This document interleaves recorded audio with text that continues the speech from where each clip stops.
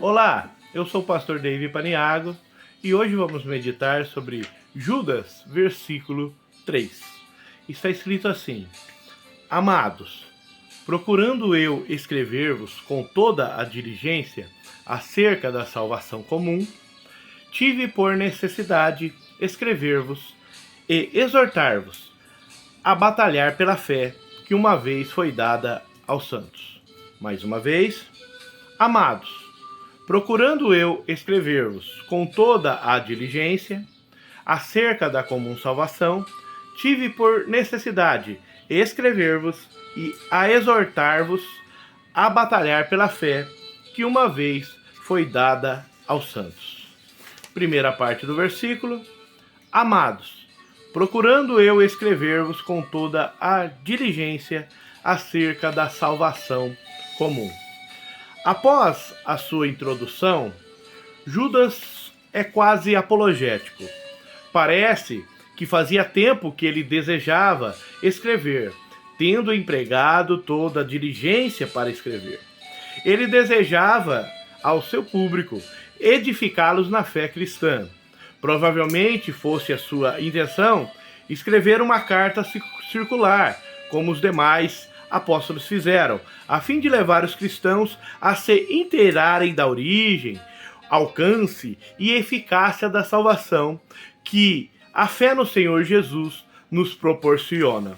Judas queria mostrar estarem todos os santos a desfrutar de uma só salvação, pois um só era o seu Salvador, salvação comum, e que em Cristo já não havia distinção entre judeu e gentio, bárbaros ou gregos, ricos ou pobres, servos e livres.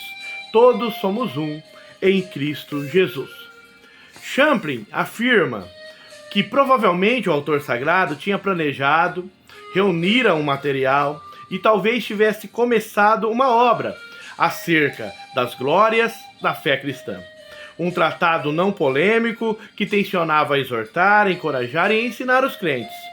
Para ele não foi um prazer abandonar esse tipo de esforço, a fim de lançar uma severa advertência à igreja concernente às heresias.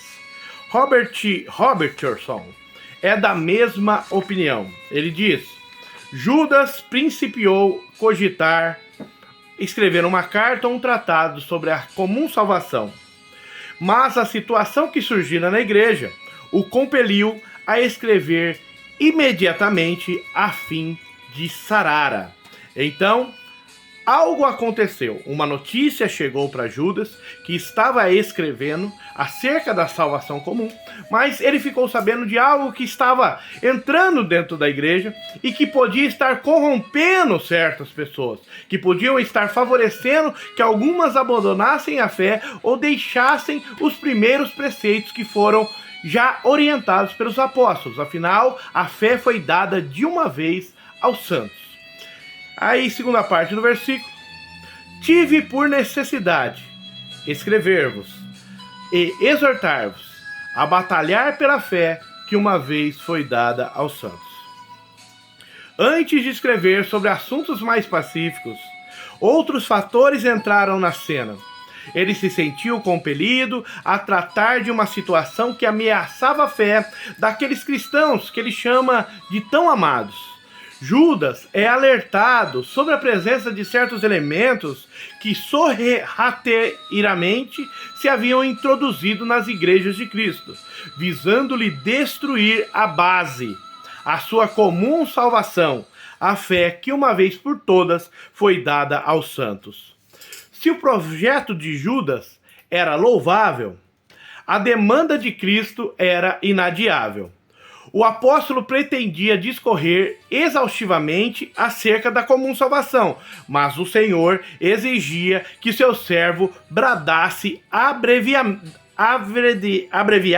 mas eloquentemente em prol da santíssima fé. O verbo batalhar ostenta uma sublimada semântica: lutar por, contender, exercer grande esforço por alguém. Segundo explica Hinnicker, a palavra era usada para descrever os Jogos Olímpicos da antiga Grécia e denotava a concentração dos atletas que conquistara a vitória. Ele entrou nessa batalha para ganhar, ele entrou nessa batalha para triunfar, como um atleta se prepara para ser o número 1. À semelhança dos atletas helenos, empenhemo-nos por assegurar nossos triunfos em Cristo Jesus. Afinal, batalhamos por Ele. Está escrito em 2 Timóteo, capítulo 2, verso 3 e 4. Tu, pois, meu filho, fortifica-te na graça que há em Cristo Jesus. Ninguém que milita se embaraça com negócios desta vida, a fim de agradar aquele que o alistou para a guerra.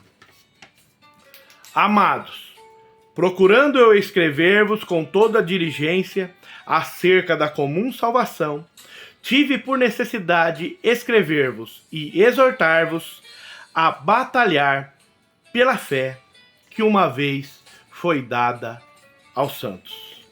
Que nós venhamos nos aprimorar no conhecimento da palavra de Deus, para sermos obreiros de valor, obreiros aprovados, que não tem do que se envergonhar, tá?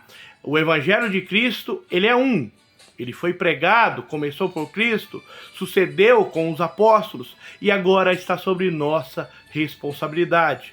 Que nós, cristãos ortodoxos, conservadores, venhamos sempre estar preparados para batalhar por esta fé uma vez dada aos santos. Que Deus em Cristo vos abençoe.